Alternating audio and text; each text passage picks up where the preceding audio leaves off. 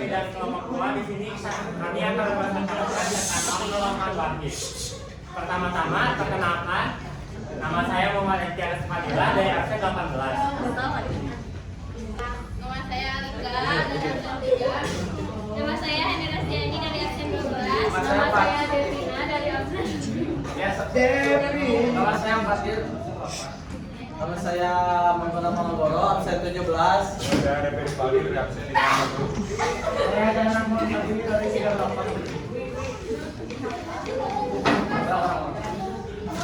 Nah, yang pertama ada kehidupan awal Gus Dur. Dilahirkan dengan nama Abdurrahman Adam Mukil 7 September 1940 atau lebih dikenal dengan nama Gus Dur.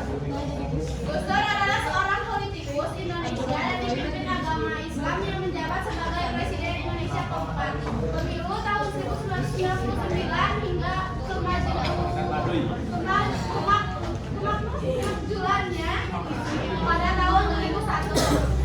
Selain sebagai pemimpin organisasi Nahdlatul Ulama NU, ia juga merupakan pendiri Partai Kebangkitan Bangsa PKB. Ia adalah putra Menteri Agama Wahid Hasyim dan cucu dari pendiri Nahdlatul Ulama Hashim Asy'ari yang menderita gangguan penglihatan yang disebabkan oleh glaukoma. Dia mengalami kebutaan total pada mata kirinya dan mata kanannya putus sebagian. Dia merupakan Presiden Indonesia pertama dan satu-satunya sejak 2024 yang memiliki disabilitas fisik.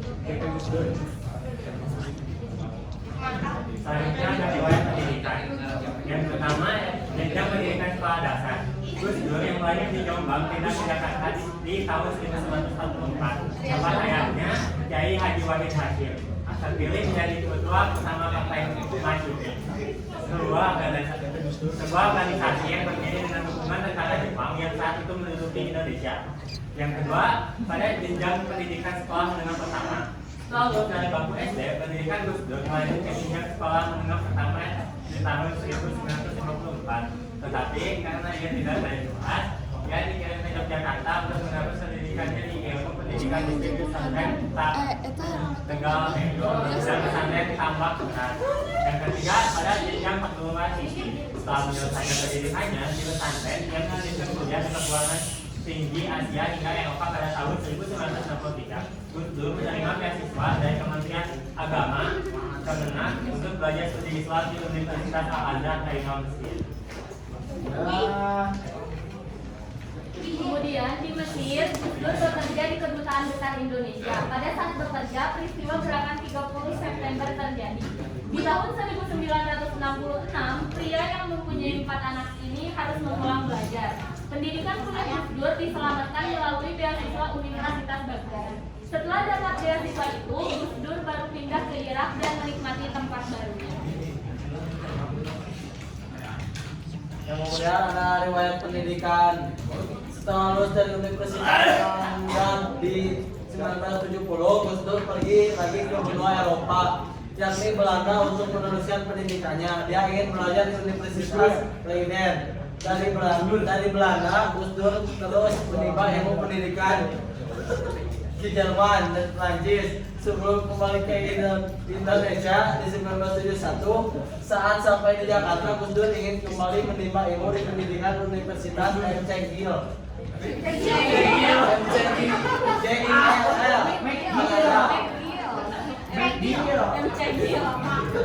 Saat tahun 1977, Gus Dur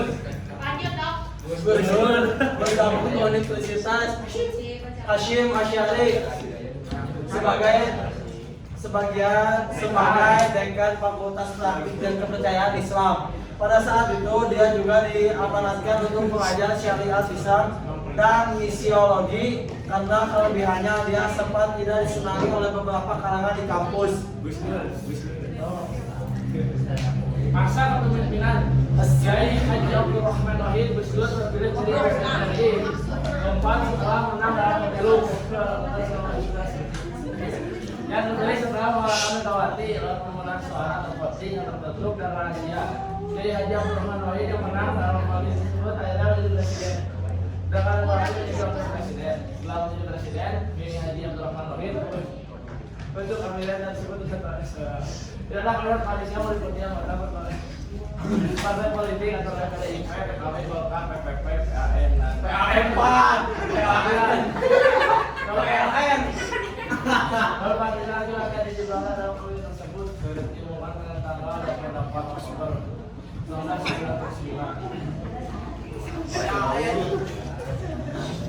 Selanjutnya, pidato pertamanya Gus Dur setelah terpilih sebagai presiden memuat tugas-tugas yang akan dijalankan, yaitu yang pertama meningkatkan pendapatan rakyat, kedua menegakkan keadilan, mendatangkan kemakmuran, yang ketiga mempertahankan keutuhan bangsa dan negara. Pada masa pemerintahan Gus Dur banyak diwarnai tindakan-tindakan kontroversi. Contohnya, yang pertama kabinet seringkali mengalami reshuffle, yaitu perubahan susunan. Yang kedua, menghapus jabatan sosial dan jabatan. Yang ketiga, sering melakukan kunjungan ke luar negeri.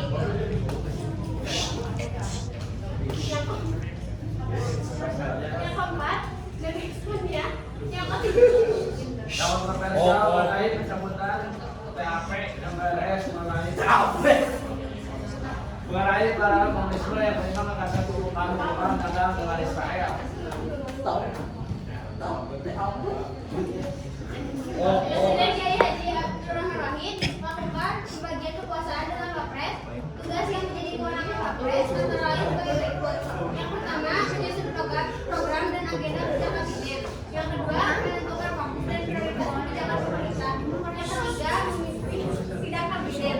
Yang keempat, mengatur keputusan tentang pengangkatan dan pemberhentian pejabat tingkat eselon 1.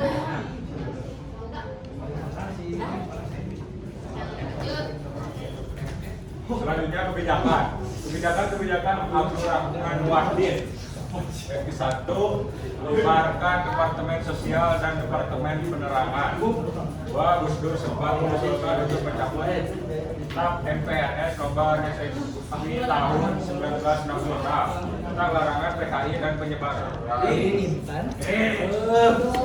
ajaran komunisme dan Marxisme atau Leninisme di Indonesia. Namun usulan tersebut ditolak. Yang ketiga, mencabut Impres 14/1967 tentang agama kepercayaan dan adat istiadat Cina, mengizinkan Imlek secara terbuka dan menjadikannya hari libur. Yang keempat, mengizinkan pengadilan Soeharto lalu disidangkan pada 30 Agustus 2000. Yang kelima, mengubah nama Irian Jaya jadi Papua serta mengizinkan pengibaran bendera Bendera asal tak lebih tinggi dari merah putih. Next. Politik ekonomi. Pada masa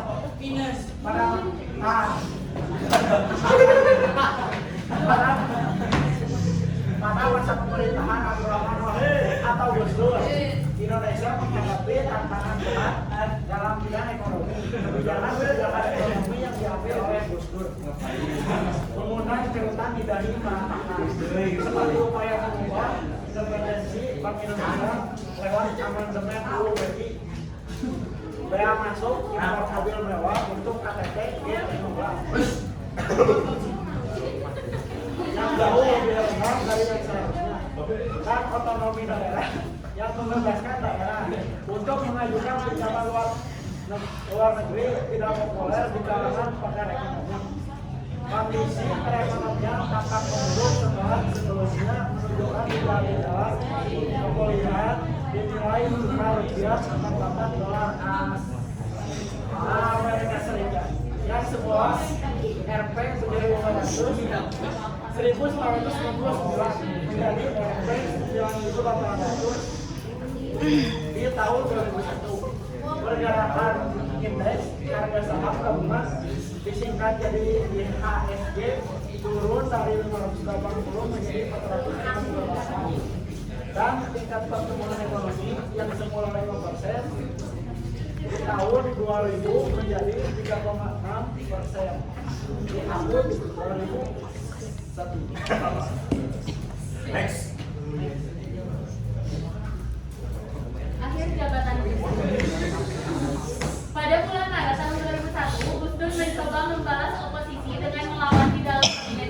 Gus Dur mulai putus asa dan meminta Menko Koordinator Politik, Sosial, dan Keamanan atau Menko Polhukam Susilo Bambang Yudhoyono untuk menyatakan keadaan darurat. SBY menolak dan Gus Dur memberhentikannya dari jabatannya beserta 4 menteri lainnya dalam Reshuffle Kabinet pada tanggal 1 Juli 2001. Pada akhirnya, roda kepemimpinan tidak tertahan lagi untuk berputar. Sekali lagi, kekuasaan seorang presiden harus digulingkan secara tidak hormat. Gus Dur pada akhirnya merasakan kejamnya dunia politik serta pahitnya rasa pil yang harus ditelan mentah-mentah. Ya, selanjutnya. Next. Selanjutnya sisi positif dan negatif. Yang pertama sisi positif. Nah, yang pertama berhasil menyelesaikan pemisahan sekat-sekat kelompok bagi etnis maupun suku bangsa suku yang ada di Indonesia. Yang kedua jadikan tahun baru Imlek hari libur. Yang ketiga jadikan Konghucu agama yang diakui di Indonesia. Yang keempat berusaha menghapus diskriminasi terhadap PKI. Yang kelima kesejahteraan PNS. Selanjutnya sisi negatif.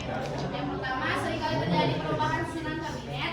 Yang kedua dicabutnya peraturan mengenai pelanggaran populisme. Yang ketiga membubarkan departemen sosial dan departemen kewarganegaraan. Apakah ada yang ditanyakan? Panitia. Apakah ada yang ditanyakan kawan? Ya, jawab. Rekam atuh yang nanya Abi. Maaf. Saya Dasya dari kelompok pilihan ini. Pertanyaannya, kenapa Gus Dur dan Megawati misalnya dicalonkan sedangkan mereka tidak memiliki dokumen yang sah? Oke. Kenapa Gus Dur dan Megawati bisa lanjut dicalonkan sedangkan mereka tidak memiliki dokumen yang sah? Saya. Oke, jawab. Jangan dijawab. Nanya. Apa? Pertanyaan saya. Ini jawaban ini. Ya. Dijawab ya. Oh iya. Hajibi. Gus Dur dan Megawati bisa melanjutkan kepemimpinan mereka meskipun tidak memiliki dokumen yang sah dikarenakan adanya tekanan politik dan dukungan dari pimpinan. Nah, jawab. Oke. Iya, silakan. Ada lagi? Berapa menit? 13. Hah? 13. Udah 13. Sudah cukup? Oke. Cukup sekian presentasi dari kelompok kami. Mohon maaf bila ada kesalahan atau kata-kata yang kurang mengenakan. Wassalamualaikum